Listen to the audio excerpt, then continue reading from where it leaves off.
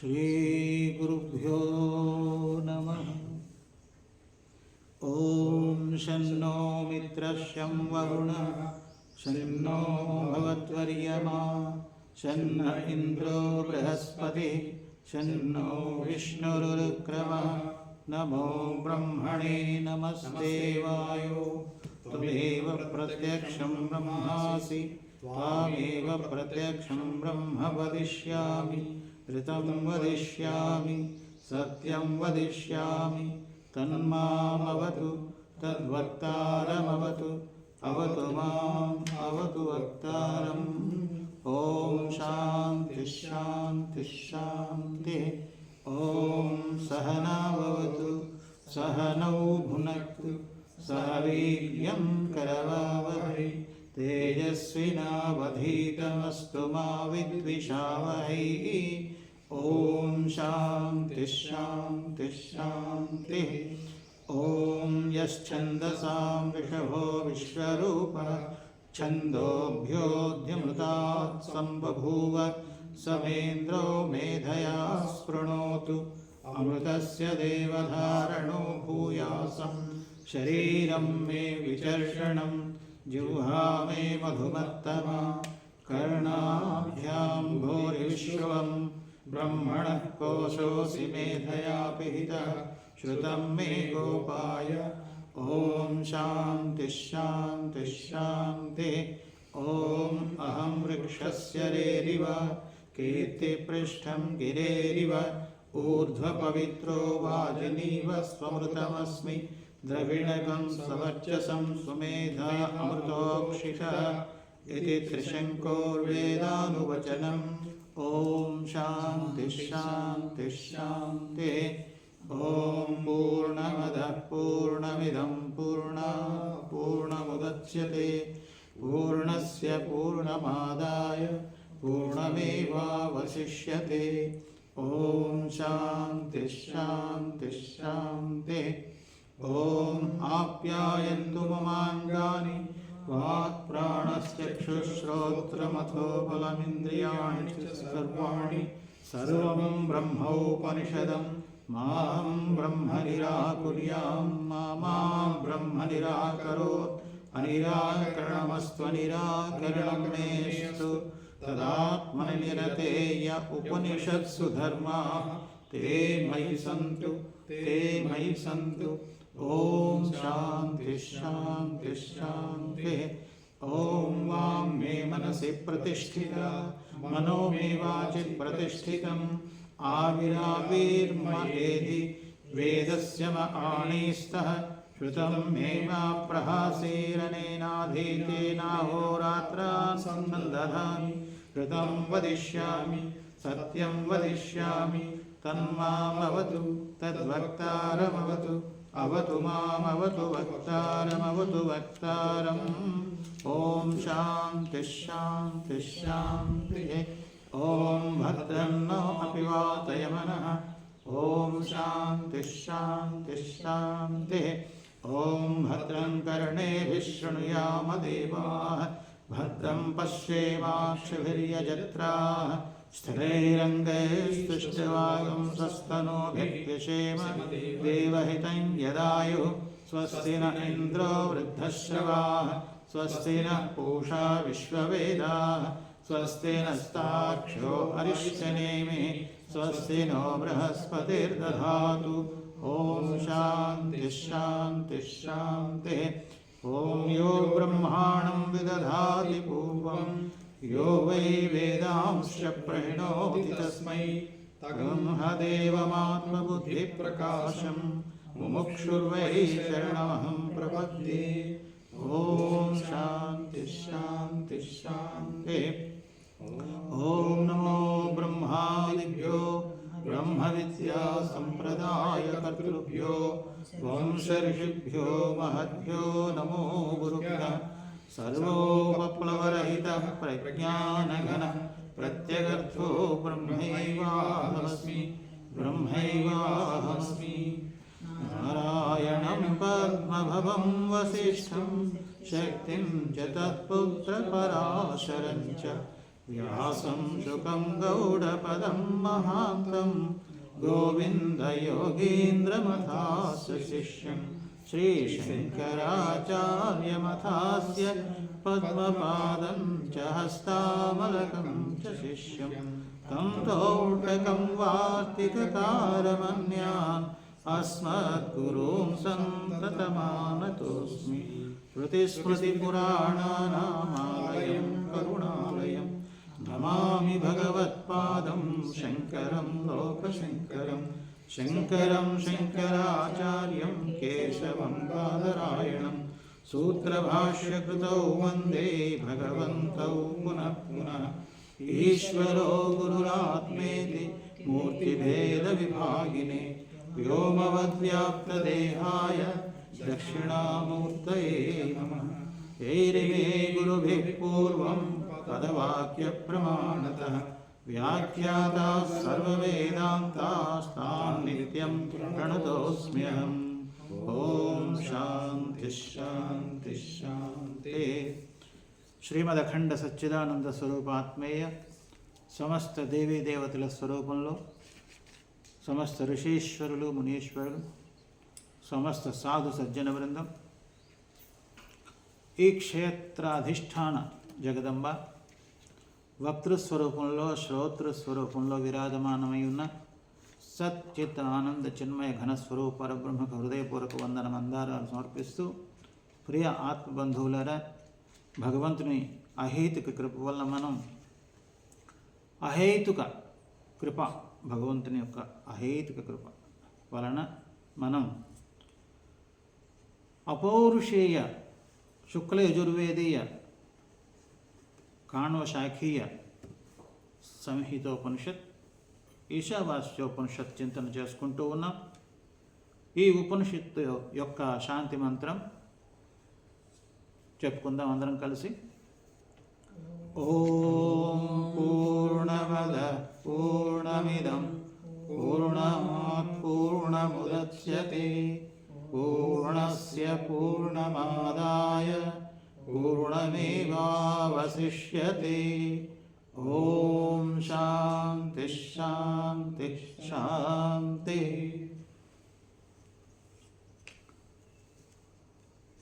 నాలుగో మంత్రం సంపన్నమైంది. ఐదో మంత్రం కూడా ఉచ్చారణ చేసుకున్నాం. ఐదో మంత్రం భాష్యం కూడా ఉచ్చారణ అయిపోయింది. మంత్రం యొక్క అర్థం కూడా చింతన చేసుకున్నాం. ఐదో మంత్రము ఐదో మంత్ర భాష్యము పారాయణ చేసుకుందాం. తదేజతి తన్నైజతి తద్దూరే తద్వంతికే తదంతరస్య సర్వస్య తదు సర్వస్యాస్య బాహ్యతః. న మంత్రాణాం జామితా అస్తి పూర్వమంత్రోక్తమప్యర్థం పునరాహ తదేజతి. తదాత్మతత్వం యత్ప్రకృతం తదేజతి చలతి తదేవ చ నైజతి స్వతో నైవ చలతి స్వతో అచలమేవ సచ్చలతి ఇవ ఇత్యర్థ. కించ తద్దూరే వర్షకోటిశతైరప్యవిదుషామప్రాప్యత్వాత్ దూర ఇవ తద్ ఓ అంతిక ఇతి ఛేదః. తద్వంతికే సమీపే అత్యంతమేవ విదుషామాత్మత్వాత్ న కేవలం దూరే అంతికే చ తదంతరభ్యంతరే అస్య సర్వస్య య ఆత్మా సర్వాంతర ఇతి శ్రుతేః. అస్య సర్వస్య జగతో నామరూపక్రియాత్మకస్య తదు అపి సర్వస్యాస్య బాహ్యతో వ్యాపకత్వాదాకాశవన్నిరతశే సూక్ష్మత్వాదంతః పరిజ్ఞానఘన ఏవ ఇది చ శాసనా నిరంతరం చ. భాష్యం. నాలుగవ మంత్రంలో చెప్పినటువంటి ఆ అర్థాన్ని చెప్పే ఐదో మంత్రం మళ్ళీ ఎందుకు చెప్పవలసి వచ్చింది, పునరుక్తి దోషం రాదా అనే ఒక అభిప్రాయం కలగవచ్చు కొందరికి.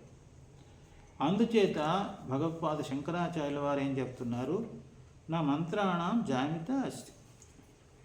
మంత్రములకు జామిత ఉండదు. జామిత అంటే ఏమి? ఆలస్యము, సోమరితనము. జామిత అంటే సోమరితనం, ఆలస్యం. మనం తెలుగులో ఆలస్యం అంటాం కదా, ఆలస్యం అయిపోయింది. అది ప్రమాదము వలన ఆలస్యం అయితే దాన్ని సోమరితనం అంటారు. సోమరితనం, ఆలస్యం.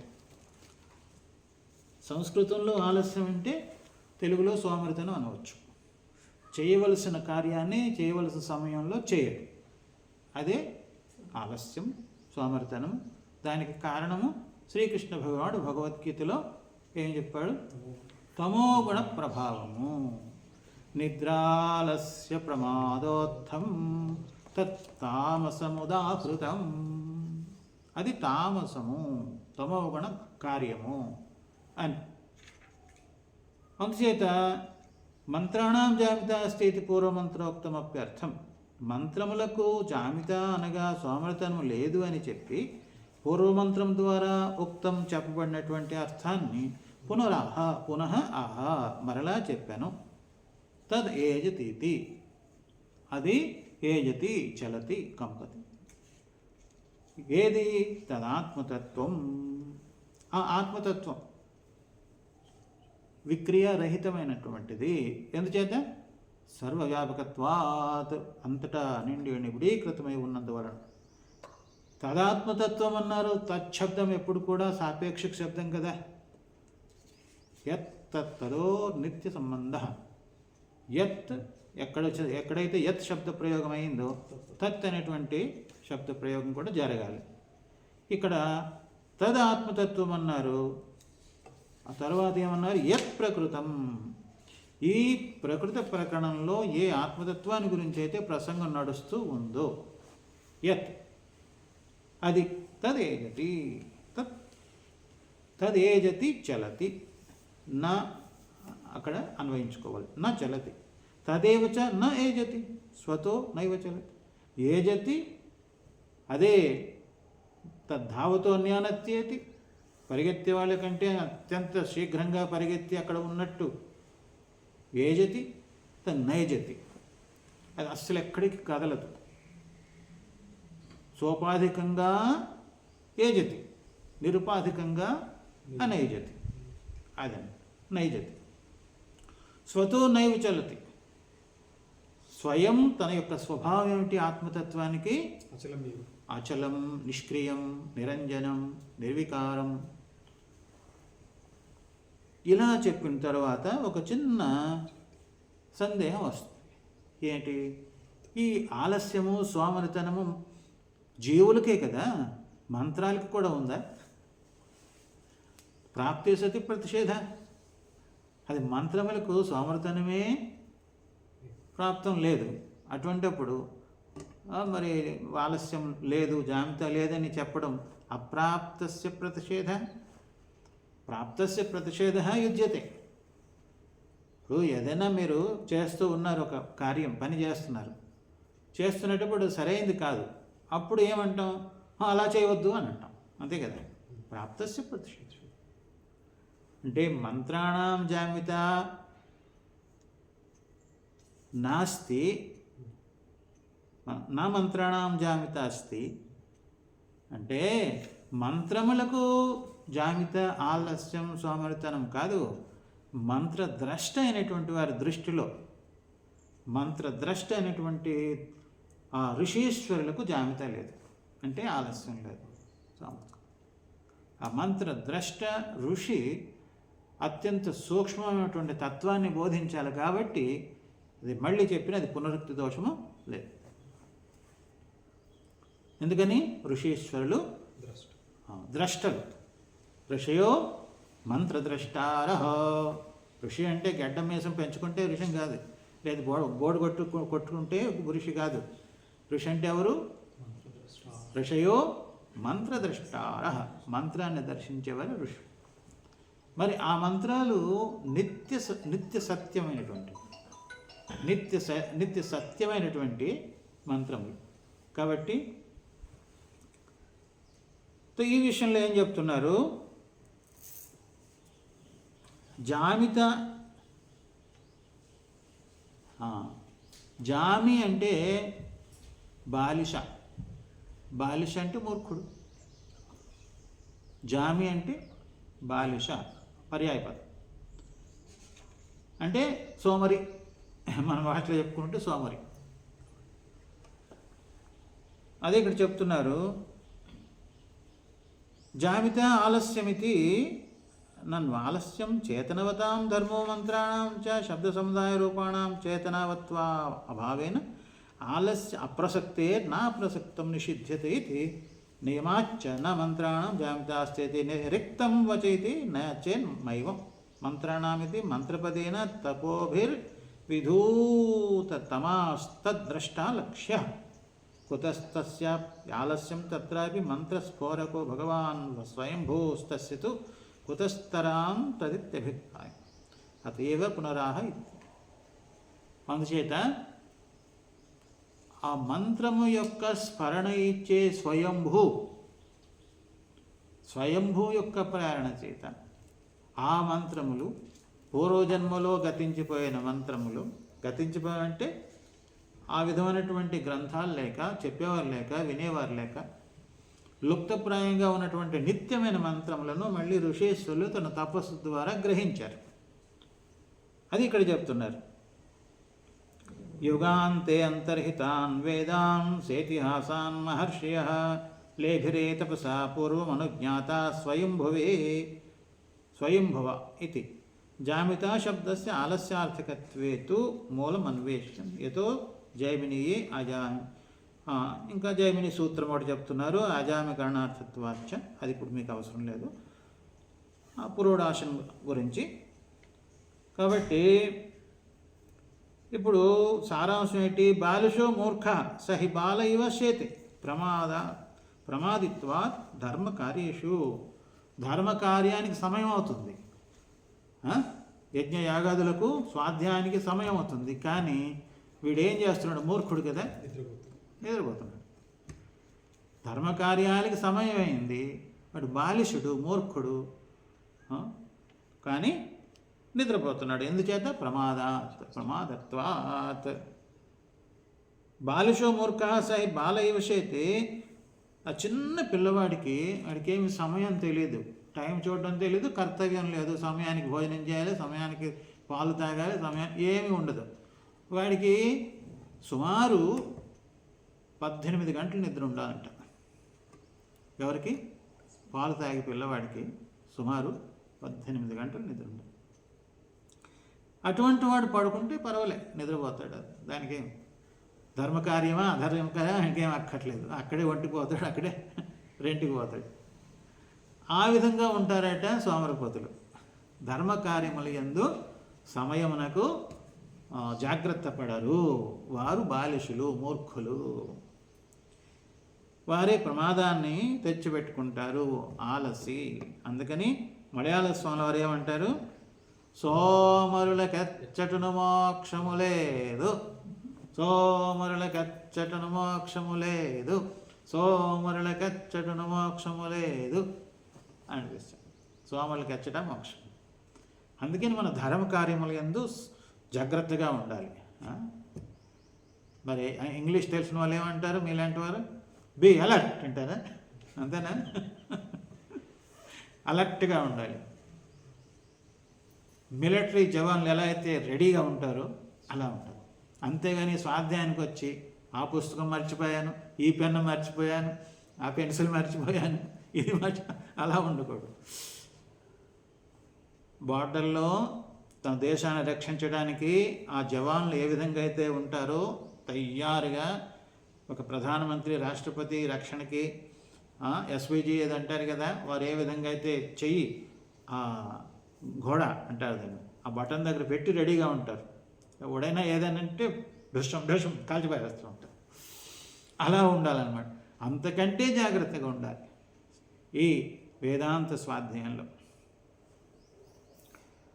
బాలిషో మూర్ఖ సహి బాలైవ చేతే ప్రమాదిత్వా ధర్మకార్యేష్వితే తథా చ బాలిష పర్యాయో జామి శబ్ద ప్రకృతే తు అలసే భాక్త ఇత్యవ మంతవ్యం. ఇప్పుడు ఎవరైనా కొత్తగా పెళ్ళి అయ్యి వచ్చాడు అనుకోండి, ఆయన ఏమంటారు హిందీలో? జామాత. జామాత దశమగ్రహ అంటే సంస్కృతంలో జామాత అంటే తెలుగులో అల్లుడు. అర్థమైందమ్మా? ఏంటి ముఖంలో నవ్వు రాలేదు అందుకని అర్థమైందో లేదని అడుగుతుంది. అది అల్లుడు అంటే అర్థమైంది కదా. జామాత దశమగ్రహ అని 10వ గ్రహం అంట. మిగతా గ్రహాలు పట్టి పీడిస్తాయి, ఆశీర్వదిస్తాయి. ఈ జామాత అని పేరు ఎందుకు వచ్చిందని నేను ఆలోచిస్తుంటే బహుశా జామి కలవాడు, ఆలస్యం కలవాడు కావచ్చు. ఎందుకంటే ఇంట్లో ఉంటే అమ్మ నాన్న వీళ్ళందరూ కూడా చెప్తారేరా టైం అయింది పద పద, పొలానికి పద, అది వ్యవసాయానికి లేకపోతే దీనికి దానికి అంటారు. అక్కడ అత్తవారింటికి వెళ్ళిపోతే సుఖంగా ఉండవచ్చు అనుకుంటాడు. అక్కడ పోయి తినడం పండుకోవడం అని అనిపించింది నాకు. ఇది కరెక్ట్ అని కాదు, సరైందని కాదు. అలా ఉంటారు, ఆలస్యంగా ఉంటారు. వారు కూడా సందేహించి అల్లుడు గారు కదా చెబితే ఎక్కడ నా కూతుర్ని వదిలేస్తాడో అని భయానికి వాళ్ళు గట్టిగా. కాబట్టి ధర్మకార్యములు యందు ఆలస్యం ఉండేవాడు ఇలా ఉంటాడు. కాబట్టి నా మంత్రాణం జామితా స్థితి పూర్వమంత్రోక్తమప్యర్థం పునరాహ తదేజతి తదాత్మతత్వం యత్ప్రకృతం తదేజతి చలతి తదేవచ నైజతి స్వతో నైవచ. స్వతో అచలమేవ, స్వయం అది అచలమే, అచలముగా ఉంటూ కూడా చలతీవ ఇత్యర్థ, నడుస్తుందా పరిగెత్తుందా అన్నట్టుంటాడు. కించ తద్దూరే వర్షకోట్శతైరపి, 1 సంవత్సరం కాదు కోట్ల సంవత్సరం జరిగిపోయినా పుట్టడము చావడము పుట్టడము చావడము ఈ సంసార సాగరంలో జన్మ మరణాదుల్లో సంసరతి నిరంతరము జన్మ జరా దుఃఖాలలో ప్రవహించులో ఈ ప్రవాహంలో కొట్టుకుపోతుంటాడే కానీ ఈ ఆత్మతత్వాన్ని తెలుసుకోలేడు. ఎవడు? ఈ ఆలసి సోమరి తన ఆత్మతత్వాన్ని తెలుసుకోలేడు. ప్రపంచం యొక్క వస్తువులను కూడబెట్టుకోవడానికి జాగ్రత్తగా ఉంటాడు, కానీ ఆత్మతత్వనిష్ట ఆత్మతత్వ జ్ఞానం తెలుసుకోవడానికి సోమరిపోతాడు. మిగతా సామాన్య ప్రజలలో ఎలా ఉంటుంది? సామాన్య ప్రజలు ఏమనుకుంటారు? అరే కళ్ళు మూసుకొని కూర్చుంటే ఏం లాభం, సోమరిపోతులా కూర్చుంటున్నావు, ఏదో పుస్తకాలు పట్టుకుంటే అన్నం పెడతాడా దేవుడు, పూజ చేస్తే. ఇది పరస్పర విరుద్ధం. సామాన్య ప్రజలకి ఈ ఆధ్యాత్మిక దేంట్లో ఈ నిష్టలో కూర్చున్న వాడికి, ఆధ్యాత్మిక జప ధ్యానాల్లో స్వాధ్యాయంలో కూర్చున్న వారికి సమయం తెలియదు. మరి భోజనం చేశారా లేదా కూడా జ్ఞాపకం. ఏదో సమయానికి సత్సంగానికి రావాలి కాబట్టి ఆ స్థితి నుంచి కొద్దిగా కిందకి వచ్చి ఈ స్వాధ్యాయం అది చేయాలన్నమాట. ఆ సమయానికి ఆహారం తీసుకోవటానికి ఆ స్థితి నుంచి, అది కృప. అది కూడా భగవంతుని యొక్క అహైతుకి కృప. ఇప్పుడు ముందు చెప్పుకున్నాం కదా. ఇది లేనటువంటి వాడు, ఆత్మతత్వనిష్ట లేనివాడు కొన్ని కోట్ల జన్మలు గతించినా సరే ఆ ఆత్మతత్వ జ్ఞానాన్ని పొందలేడు. అటువంటి మూర్ఖులు ధర్మకార్యంలో సోమరితనంగా ఉండేవారు. ముఖ్యంగా ఆత్మచింతన, వేదాంత శ్రవణము, మననము, నిధిధ్యాసనలు ఎవరైతే సోమరిపోతుగా ఉంటారో వారికి అనేక కోట్ల జన్మలు పుట్టడం చావడం ఇదే సంసారం. వారి దృష్టిలో చాలా దూరం ఈ ఆత్మతత్వం. ఏదో మీలాంటి మీలాంటి స్వామీజీలు ఆత్మజ్ఞానాన్ని బ్రహ్మజ్ఞానాన్ని పొందగలరు, కానీ మేమేదో ఏదో సంసారలమండి, మేము సంసారలమండి, మాకు పెళ్ళం పిల్లలు बेबी बच्चे सब कुछ हैं, हम इतने जल्दी कहाँ आपके जैसे समझ पाएंगे, ज्ञानी हो जाए। हम इस जन्म में ज्ञानी नहीं हो पाएंगे, इस जन्म में ब्रह्म ज्ञानी नहीं हो सकते। तो आप लोग महान भाव हैं, महात्मा हैं, भगवान हैं, गुरु महाराज हैं। ऐसी स्तुति करते करते अपने जो है खिसक जाते हैं आत्मज्ञान प्राप्ति के, इस साधना में खिसक जाते हैं। ऐसा नहीं, हर व्यक्ति सामर्थ्यवान है, बस पुरुष प्रयत्न करना चाहिए, प्रयत्न। तद्दूरे वर्षकोटिशतैरपि अविदुषां अविद्वान् అవిద్వాంసుల దృష్టిలో చాలా దూరము ఈ ఆత్మతత్వం. అప్రాప్యత్వా దూర ఇవ, వారికి ప్రాప్యము కాదు. తనలో ఉన్నదే తాను తెలుసుకోక జ్ఞానము లేక అప్రాప్య ఇవ, వాడు దాని మీదే తిరుగుతూ ఉన్నాడు. కిందేమో వాళ్ళ నాన్న వాళ్ళ తాతయ్య బంగారము అంతా ఇంటి లోపల లంకెల బిందులు అన్నట్టు లోపల పాతిపెట్టి ఉంచారు ధనం, కానీ వీడికి తెలియదు. దాని మీదే తిరుగుతున్నాడు రోజు, దాని మీద తిరిగి వెళ్ళి భిక్షం ఎత్తుకుంటున్నాడు. అమ్మా ఒక్క రూపాయి, నాయనా ఒక్క రూపాయి అని. అట్లా మన పవిత్ర భారతీయ సంస్కృతి అంత గొప్పది. అయినా తెలియక, జ్ఞానం లేక ఆ మతమని ఈ మతమని అదని ఇదని ఒక భిక్షగాలుగా తిరుగుతున్నారు, అడుక్కుంటున్నారు అన్నమాట. ఈ ఆధ్యాత్మిక సనాతన వైదిక ధర్మం ఎంత గొప్పది అంటే అలా కిందే ఉంది, అక్కడే ఉంది, తనలోనే ఉంది. ఆ తనలోనే ఉంది కానీ జ్ఞానం లేదు. నేను ఆత్మస్వరూపుడు, నేను బ్రహ్మస్వరూపుడు అనేటువంటి జ్ఞానం లేక భిక్షగాల్లా తిరుగుతున్నారు. అదే జ్ఞానులకి, బ్రహ్మజ్ఞానులకి బాధాకరం అనిపిస్తుంది. అయ్యో ఎంత అజ్ఞానులు అని. అవిదుషాం అప్రాప్యత్వ దూర ఇవ, దూరంగా ఉన్నట్టు. తద్ ఉ అంతిక ఇది ఛేద. తద్వంతికి ఆ 5వ మంత్రంలో వచ్చింది. తద్వంతికి అన్న చోట ఊ అని విడదీయాలి అని చెప్తున్నారు. తద్ ఉ అంతిక. మరి వా ఎలా వచ్చింది అంటే అక్కడ చెప్పారు, అసలు ఊ అన్నటువంటి దానికి ఆ దానికి మధ్యలో ప్రకృతి భావం రావాలి. ప్రకృతి భావం అంటే ఉన్నదన్నట్టే ఉండాలి, అంతేగాని వా రాకూడదు. మరి ఎలా వచ్చింది అంటే అప్పుడు చెప్తున్నారు, నిపాత ఏకాజిత్యాది ప్రకృతి భావబాధీన మయ ముయో ఓవా ఇది వత్వం దర్శితం పదాన్ని చినత్తి. ఆ పదములను ఎందుకు విడదీశాడంటే వకారము ఎలా అయింది, మయ ముయో ఓవా అనేటువంటి పాణిని సూత్రం ద్వారా పదార్థోక్తిరిత్యాది వ్యాఖ్యాన లక్షణం ఆచక్షతే. పదార్థ మనం భాష్య లక్షణం చెప్పుకున్నాం కదా, జ్ఞాపకం ఉందా? ఎందుకంటే పెద్ద వయసు వాళ్ళు మిమ్మల్ని కంఠస్థం చేశారా లేదని అడగకూడదు. అడిగిన ప్రయోజనము అంత ఉండదు. కంఠస్థం చేయడం కష్టం కదా. సూత్రార్థో వర్ణితే యత్ర పదై సూత్రానుసారివి స్వపదాని చ వర్ణయంతే భాష్యం భాష్యవిదో ఇది.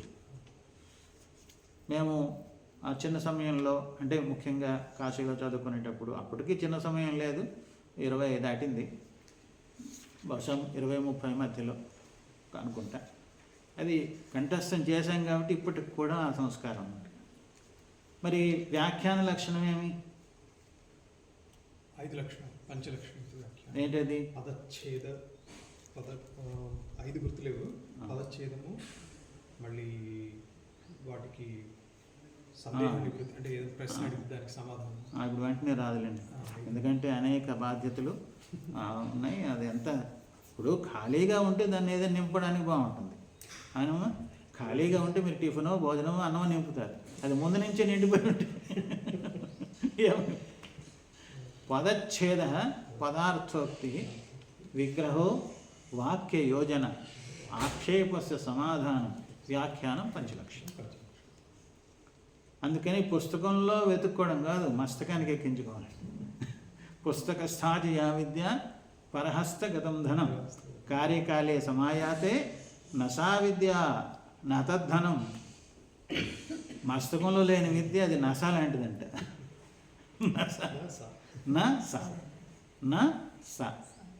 ఆ విద్య ఉపయోగపడదని అర్థము. అది సహజంగా చెప్పుకుంటే నస, మత్తు పదార్థం. నసా విద్య నతద్ధనం. చాలా ధనవంతుడే కానీ తన దగ్గర 1 పైసా లేదు. ఇప్పుడు చాలామంది బ్యాంకుల్లో వేసేస్తున్నారు. ఎక్కడ కావాలంటే అక్కడ మనకి ఏవో ఉన్నాయి కదా,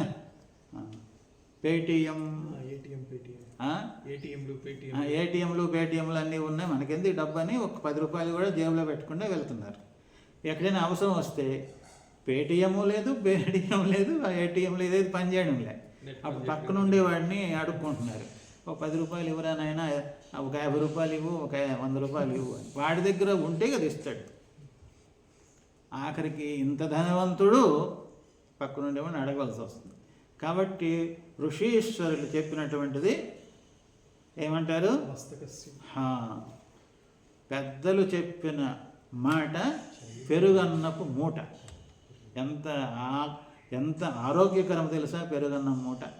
పెద్దలు చెప్పిన మాటను, ఋషీశ్వరుల మాటను తిరస్కరించరాదు. పుస్తక స్థాజయ అవిద్య పరహస్తగతం ధనం. ఇతర చేతిలో పెట్టావు ధనం, నీ దగ్గర ఏం పెట్టుకోలే. పెట్టుకుపోతే అది కూడా డేంజరే, సమయానికి ఉపయోగపడదు. ఒక్కొక్కసారి బ్యాగ్లో పెడతాం, కానీ మన దగ్గర కూడా కొద్దిగా పెట్టుకోవాలి. ఇంతకుముందు బొడ్డులో పెట్టుకునేవాళ్ళు, ఇప్పుడు ఏదో జేబు ఉంటే జేబులో అట్లా కొన్ని చోట్ల బ్యాగులు చోరీ అయిపోతాయి.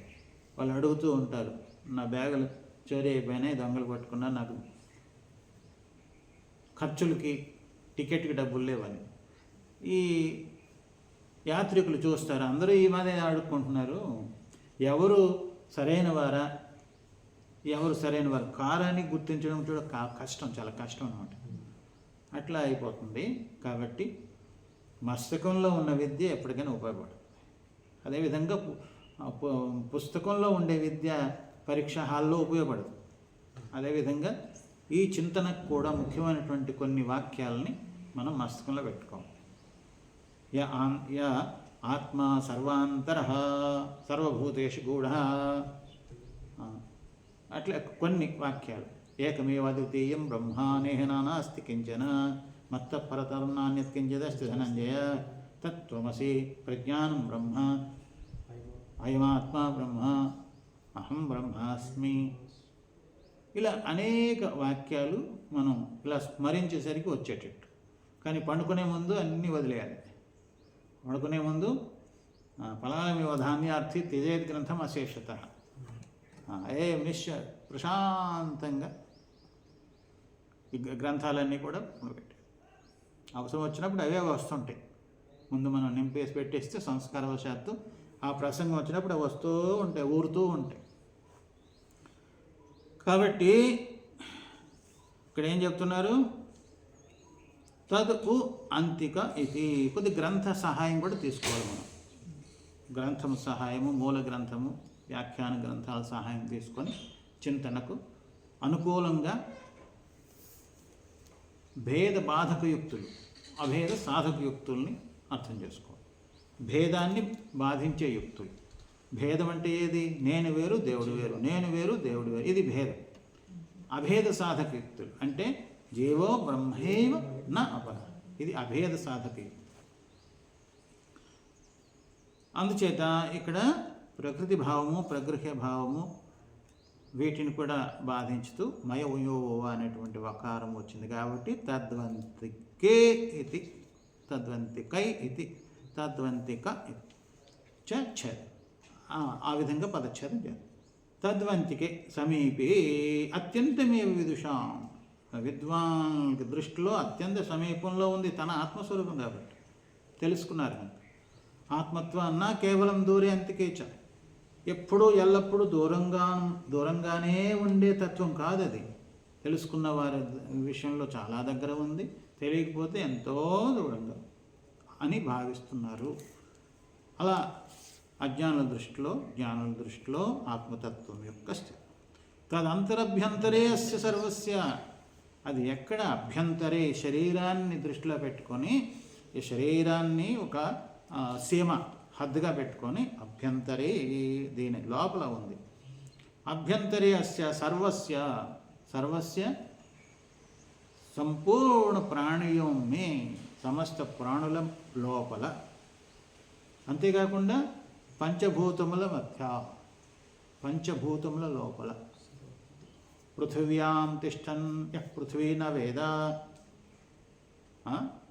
యో పృథివీ యమయతి, పృథివీలో ఉంటూ పృథివీని శాసనం చేస్తూ ఒక నియమం ప్రకారంగా నడిపిస్తూ ఈ పృథ్వీ తత్వము దేన్ని ఎవరిని తెలుసుకోదో, తెలుసుకున్న జాలదు, అది ఎవరు?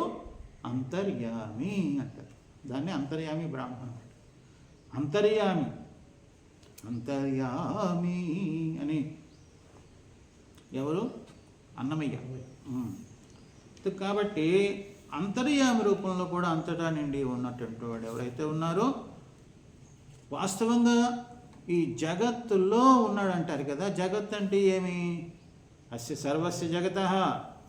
జగత్ అనగా పేరైనా ఉంటుంది, రూపమైనా ఉంటుంది, క్రియ అయినా ఉంటుంది. నామము, రూపము, క్రియ. ఈ మూడు లేకుండా జగత్తు ఉందా? ఈ మూడు లేకుండా జగత్ అంటూ లేదు. ఈ మూడే జగత్తు: నామము, రూపము, క్రియ. ఎవరినైనా మనం పిలవాలనుకుంటే వాడిని రూపం చూస్తాం. రూపం చూసి అయ్యా రావయ్యా అంటాం. రూపం చూసి అమ్మ రమ్మ అంటాం, కూర్చోమ్మ. క్రియను చూస్తాం. క్రియ ఏం చేస్తున్నారు? నేను పాఠం చెప్తున్నారు. అధ్యాపకుడు, టీచర్. ఆ టీచర్ని పిలవండి, అధ్యాపకుడిని పిలవండి అంటాం. దేన్ని చూసి ఎలా అన్నాం? రూపాన్ని చూసి అన్నామా, పేరుని చూసి అన్నామా? క్రియను చూసి అన్నాం. క్రియను చూసి చెప్తాం. పూజారి గారు అన్నాం. దేన్ని చూసి అన్నాం? కొంతమంది ప్యాంటు షర్ట్ వేసుకొని కూడా పూజ చేస్తారు. కొంతమంది ధోవతి పంచాయతీ కట్టుకొని ఉంటారు. కొంతమంది క్రాఫింగ్తో ఉంటారు. కొంతమంది ప్రాచీన సంప్రదాయంతో శిఖ ఇదంతా వేసుకుంటారు. రూపం చూసి అనకూడదు, అక్కడ క్రియను చూసి అని. ఇప్పుడు ఈ ప్రపంచ సమస్త జగత్తులో ఈ మూడింటికంటే అతిరిక్తంగా ఏదైనా ఉందా? నామము, రూపము, క్రియ. ఈ నామరూప క్రియాత్మకమే జగత్. నామరూప క్రియాత్మకస్య జగత అనగా నామరూప క్రియాత్మకస్య తదువు అపి సర్వస్య అస్య వితర్కే. అపి శబ్దం కూడా చెప్తున్నారు. అది కూడా సర్వస్య బాహ్యతః, అది కేవలం లోపలే మాత్రమే ఉండదు, బాహ్యం బయట కూడా ఉంటుంది. ఎందుకని? సూక్ష్మత్వాత్, ఆత్మ వ్యాపకత్వాత్. ఆత్మ వ్యాపకం, కేవలం లోపలనే ఉంటుంది అనుకుంటే మళ్ళీ పరిచ్ఛిన్నం అయిపోయింది, అది వ్యాపకం కాదు. అర్థమవుతుందండి? కేవలం హృదయాంతర్వర్తి అని మాత్రం అంటే అది పరిచ్ఛిన్నం అయిపోయింది, హృదయంలో ఉంది, బయట లేదండి. కాబట్టి సర్వాంతరం. బాహ్యత ఎందుకని? వ్యాపకత్వాత్, వ్యాపకం కనుక, ఆత్మ వ్యాపకము కనుక శరీరం లోపల ఉంది, శరీరం బయట ఉంది. పృథ్వీ లోపల ఉంది, పృథ్వీ బయట ఉంది. ఆకాశం లోపల ఉంది, ఆకాశం బయట ఉంది. అట్లా వాయువు లోపల, వాయువు బయట. జలం లోపల, జలం బయట. అగ్ని లోపల, అగ్ని బయట. అలా ఆభ్యంతరం వ్యాపకత్వాద ఆకాశవన్ నిరతసే సూక్ష్మత్వం.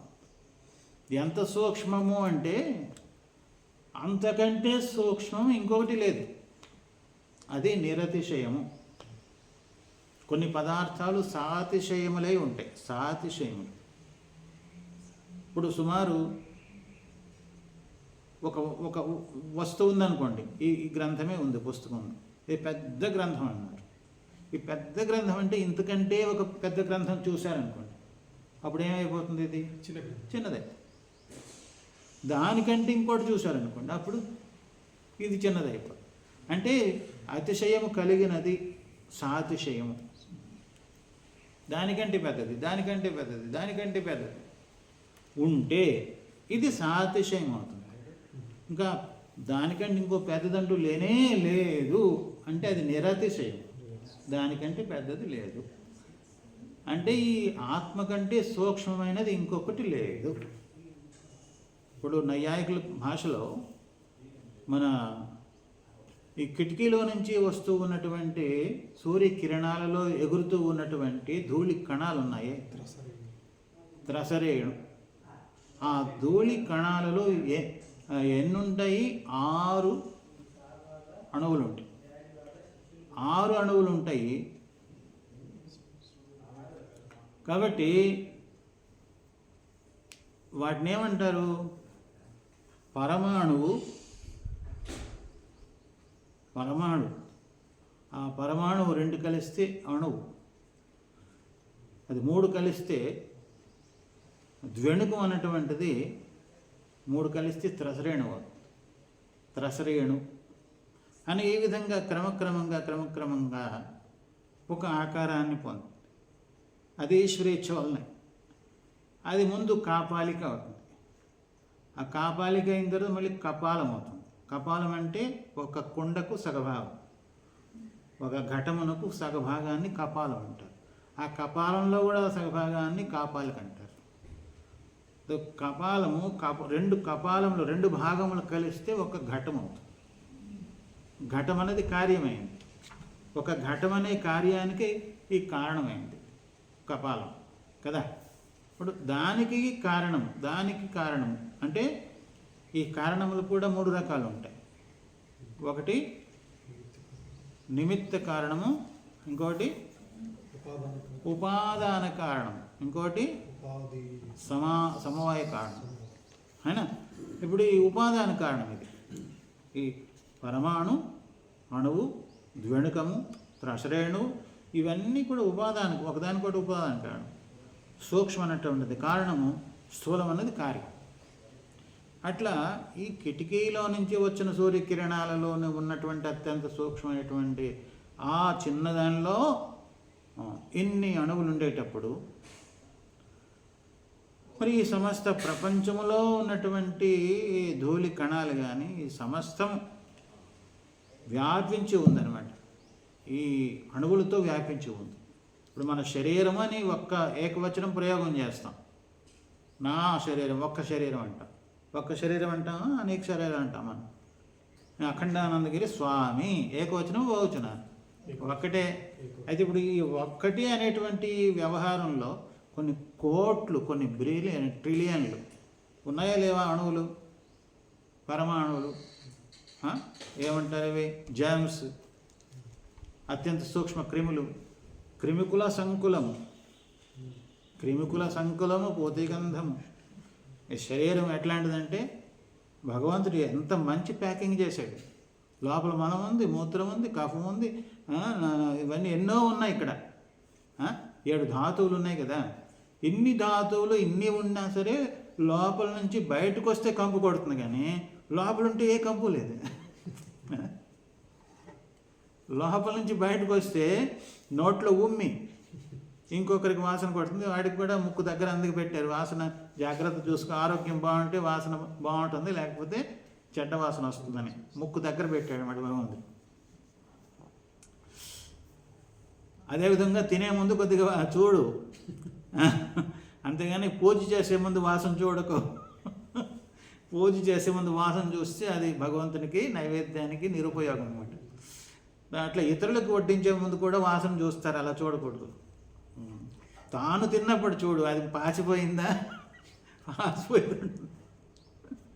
చూస్తే పాసిపోతే పక్కన పెట్టు. అదే ఇంత డబ్బు ఖర్చు పెట్టాము, దీన్ని విడిచిపెడితే డబ్బు వేస్ట్ అయిపోతుందంటే అంతకంటే వేస్ట్ అవుతుంది. ఆరోగ్యం చెడిపోతే ఇంకా మందులకి, ఆకులకి, ఇంజక్షన్లకి, డాక్టర్ ఫీజులకి అంతకంటే ఎక్కువ ఖర్చు అవుతుంది. అదే ఏమంటారు, ఫుడ్ పాయిజన్, విషంగా తయారైపోతుంది.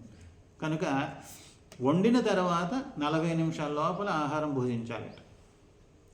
వండిన తర్వాత, వంట చేసిన తర్వాత సుమారు 45 నిమిషాల్లో భోజనం చేస్తే అది ఆరోగ్యకరమైంది.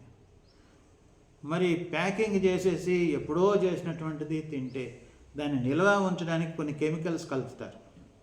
అందుకని ఆరోగ్యాలు పాడవుతున్నాయి. చిన్నప్పుడే హార్ట్ అటాక్లు వస్తున్నాయి, చచ్చిపోతున్నారు.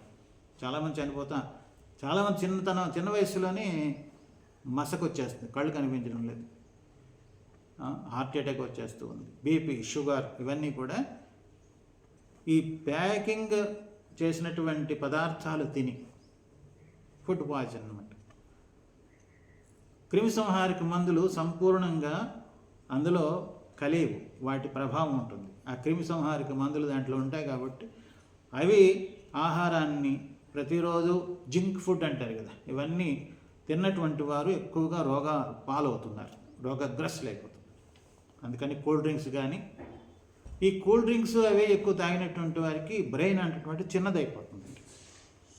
బ్రెయిన్ మనకి ఆలోచించే శక్తి అది చాలా సిక్కుడుది. కాబట్టి కూల్ డ్రింక్స్ ఇట్లాంటివి ఎక్కువ తాగకూడదు. కొబ్బరి నీళ్ళు తాగాలి, మంచి నిమ్మకాయ రసం అట్లాంటిది ఆరోగ్యానికి, పండ్లు, కూరగాయలు.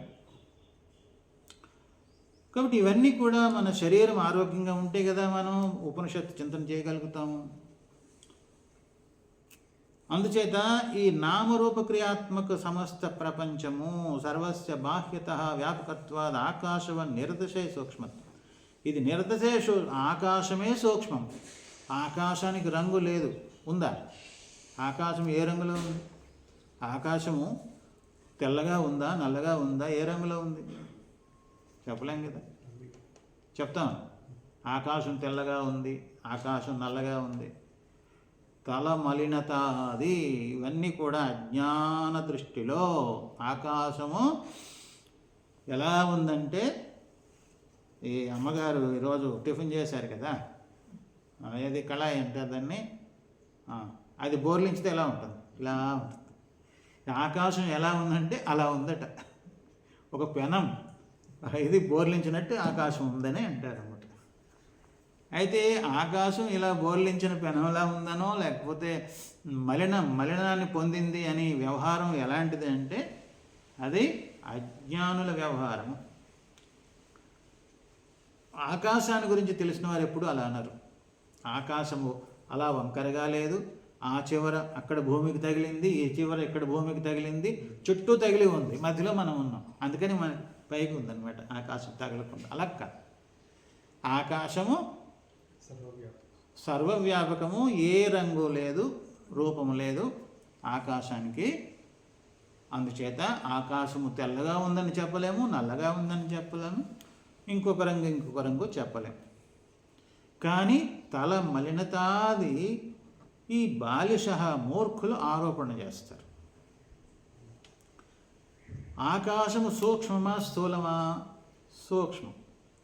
ఆకాశము సూక్ష్మం కాబట్టి మనం ఆకాశంలో నడుస్తూ ఉన్నా, కూర్చోంటూ ఉన్నా అవకాశ ప్రదానం చేస్తాం. కానీ ఆకాశము కంటే సూక్ష్మమాత్మ. ఎందుకని? ఈ ఆకాశమునకు కూడా ఆధారం, ఆకాశానికి కూడా ఆధారం. అందుకని నిరతిశయ సూక్ష్మత్వాత్ అంతః, అత్యంత సూక్ష్మం కాబట్టి అది లోపల ఉంది, బయట ఉంది. మరి ఆకాశం శరీరానికి బయట ఉంది, లోపల ఉందా? కాదా? ఆకాశం ఉందిగా. ఎలా ఉండగలదు? బయట ఉండేది లోపల ఎలా ఉండగలదు అంటే సూక్ష్మత్వం. సూక్ష్మం. దీనికంటే సూక్ష్మంగా ఉన్నటువంటి ఆత్మ బయట లోపల ఉండటంలో ఏ విధమైన ఆక్షేపము ఉండకూడదు, లేదు తెలిసిన వారికి. ఈ విషయంలో ఆది శంకరాచార్యుల వారు బృహదారణ్యకోపనిషత్తు 4వ అధ్యాయంలో ఒక మంచి ఉపనిషత్తు మంత్రం చెప్తున్నారు. ప్రజ్ఞానఘన ఏవా, ఆ ఆత్మతత్వము జడము కాదు, ఆత్మతత్వము జడము కాదు, అజ్ఞాన స్వరూపం కాదు, అది ప్రజ్ఞాన ఘనం, నిత్య చైతన్య జ్ఞానస్వరూపం. జ్ఞానస్వరూపం. ప్రజ్ఞాన ఘనం అంటే జ్ఞానస్వరూపము. వైశేషికులు న్యాయ శాస్త్ర పారంగతులు ఏం చెప్తారంటే, న్యాయశాస్త్ర నిర్ణయం, జ్ఞానం వేరు, ఆత్మ వేరు. వేదాంతులు ఏం చెప్తారు? ఆత్మ జ్ఞాన స్వరూపమే అంటారు. ఈ రెండిట్లో కొద్దిగా తేడా. వేదాంతులు ఏం అడుగుతారు? నైయాయికులారా, జ్ఞానాధికరణం ఆత్మ అంటారు కదా మీరు, జ్ఞానమునకు అధికరణం ఆత్మ. ఇప్పుడు ఈ ఆసనం మీద నేను కూర్చున్నాను అంటే, నేను కూర్చుంటే దీన్ని ఆత్మ అనాలి, నేను లేకపోతే ఆత్మ అనవచ్చా? జ్ఞానమునకు అధికరణం ఆత్మ అన్నారు కదా. జ్ఞానం ఉంటే అది ఆత్మ అవుతుంది. జ్ఞానం లేకపోతే, జ్ఞానం లేని సమయంలో దాన్ని ఆత్మ అనవచ్చా? ఆత్మ అనవచ్చా? జ్ఞానాధికరణం ఆత్మ. జ్ఞానం ఉంటే ఆత్మ, జ్ఞానం లేక.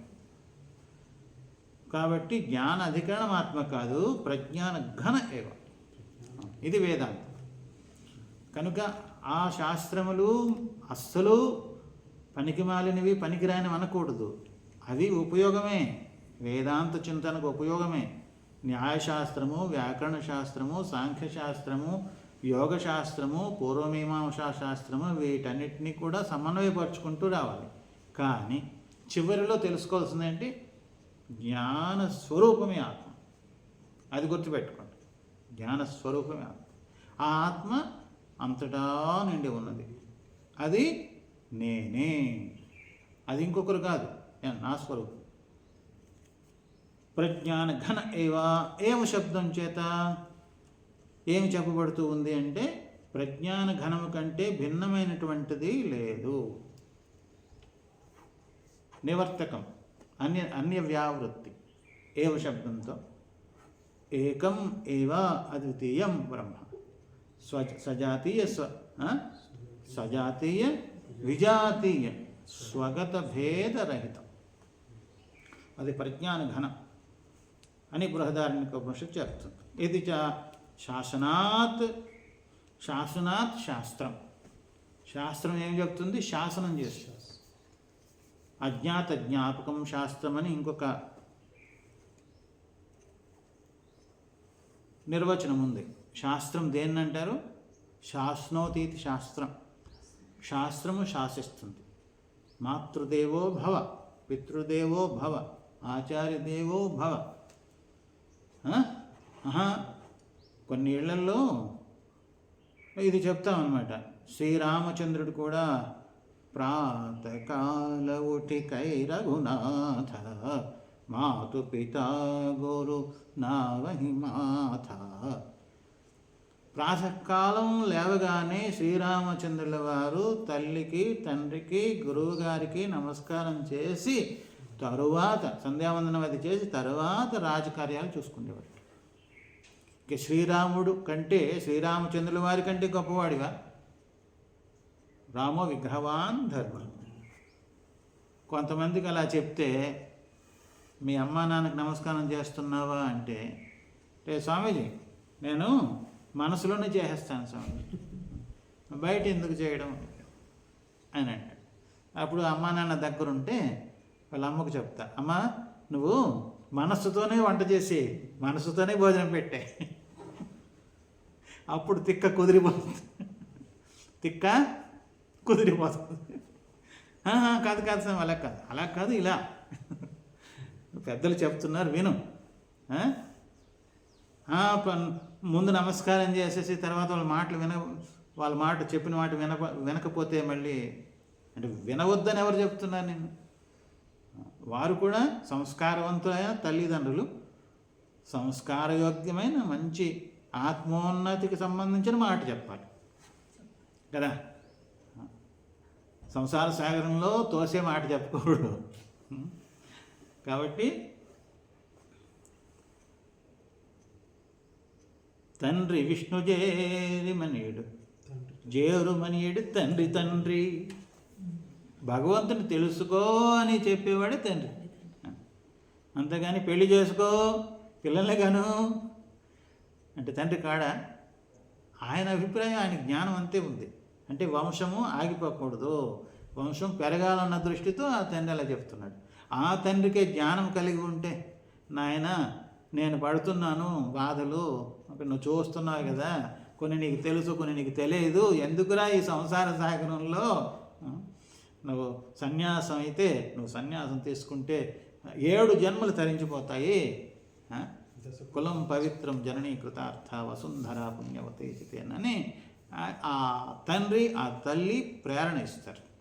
అటువంటి వారు వాస్తవిక తల్లిదండ్రులు, చక్కని తల్లిదండ్రులు. అయితే రెండూ కావాలి, ప్రవృత్తి ధర్మము నివృత్తి ధర్మము రెండూ ఉండాలి.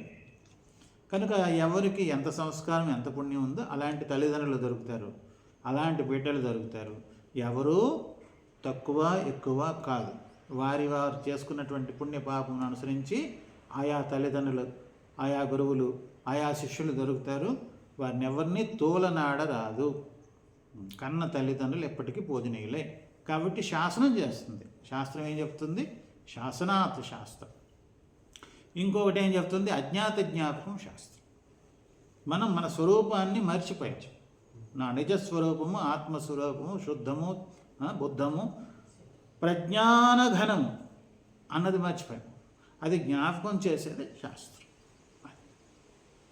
అంచేత ప్రజ్ఞానఘన ఏవా ఇది చ శాసనాత్ నిరంతరంచ. అది ప్రజ్ఞానఘన స్వరూపము, ఆత్మస్వరూపము, జ్ఞానస్వరూపము, వ్యాపక స్వరూపము, నిరంతరము, సత్యము, 3 కాలముల యందు దేనికి నాశం లేదు. అది నిరంతరం, ఎల్లప్పుడూ ఉండేది. 6వ మంత్రం చెప్పుకుందాం. యస్తు సర్వాణి భూతాన్యాత్మన్యేవానుపశ్యతి. యస్తు సర్వాణి భూతాన్యాత్మన్యేవానుపశ్యతి. యస్తు సర్వాణి భూతాన్యాత్మన్యేవానుపశ్యతి. యస్తు సర్వాణి భూతాన్యాత్మన్యేవానుపశ్యతి. సర్వభూతేషు చాత్మానం. సర్వభూతేషు చాత్మానం. సర్వభూతేషు చాత్మానం. సర్వభూతేషు చాత్మానం. తతో న విజుగుప్సతే. తతో న విజుగుప్సతే. తతో న విజుగుప్సతే. తతో న విజుగుప్సతే. యస్తు సర్వాణి భూతాన్యాత్మన్యేవానుపశ్యతి. యస్తు సర్వాణి భూతాన్యాత్మన్యేవానుపశ్యతి. సర్వభూతేషు చాత్మానం తతో న విజుగుప్సతే. సర్వభూతేషు చాత్మానం తతో న విజుగుప్సతే. యః తు యస్తు సర్వాణి భూతాని ఆత్మని ఏవ అనుపశ్యతి. సర్వభూతేషు చ ఆత్మానం తతః న విజుగుప్సతే. ఇది పదవిభాగం. యః ఎవరైతే, యః అనగా ఎవరు, తు అయితే ఎవరైతే, సర్వాణి భూతాని సమస్త భూతములు, భూతములు అనగా ప్రాణులు, సమస్త ప్రాణులు, సర్వాణి భూతాని సమస్త ప్రాణులను ఆత్మన్యేవ, ఆత్మని ఏవ అనుపశ్యతి, ఆత్మయందే చూడగలుగుతాడు. పశ్యతి ఏకవచనం. సమస్త ప్రాణులు ఎక్కడున్నారు? నాయందే ఉన్నారు. నేనే కదా అంతటా నిండి ఉన్నాను. అలా ఎవరైతే చూడగలుగుతారో, సర్వభూతేషు చ ఆత్మ, సమస్త ప్రాణుల యందు తనని ఎవరైతే చూడగలుగుతారో, సమస్త ప్రాణుల యందు నేనే వ్యాపించి ఉన్నాననేది ఎవరైతే చూడగలుగుతారో, వారు ఎవరిని ఘృణా దృష్టితో చూస్తారు. ఎవరిని అసహించుకోవటానికి ఏది స్థలం లేనే లేదు. ఎవరితో కూడా ఘృణాభావంతో వ్యవహరించరు. ఘృణ, అరే వీడు ఎందుకు పనికిరాని వాడు, వీడు ఈ జాతి వాడు, ఆ జాతి వాడు, ఏమి స్త్రీ, ఈయన పురుషుడు, ఈయన ఆదేశము, ఈయన, ఏ ఘృణ ఉండదు. ఆ విధంగా అంతటా నిండి ఉండే ఆత్మదృష్టి కలిగిన వారికి ఈ ఘృణాభావం ఉండదు. ఆ అంతటా నిండి ఉన్నటువంటి ఆత్మభావాన్ని తాను తెలుసుకోక ఈ దెబ్బలాట్లు, కొట్లాట్లు అన్నీ కూడా ఆ జాతి, ఈ జాతి, ఆ మతము, ఈ మతము ఇలా ఉంటాయి. ఆ దేశం వాడు, ఈ దేశం వాడు, ఇలా ఉంటాయి. సర్వభూతేషు చ ఆత్మానం, సమస్త ప్రాణంలో ఉండేది నేనే. సమస్త ప్రాణంలో ఉండేది నేనే అనేటువంటి జ్ఞానం లేకపోతే కనీసం నా దేవుడే అనుకో, నా రాముడే. శ్రీయ రామమయ సబ జగ జాని కౌ ప్రణామ జోరే యుగపాణి. సీతారామమయమే సమస్త జగత్తు, అంతటా సీతారాముడే నిండి ఉన్నాడు.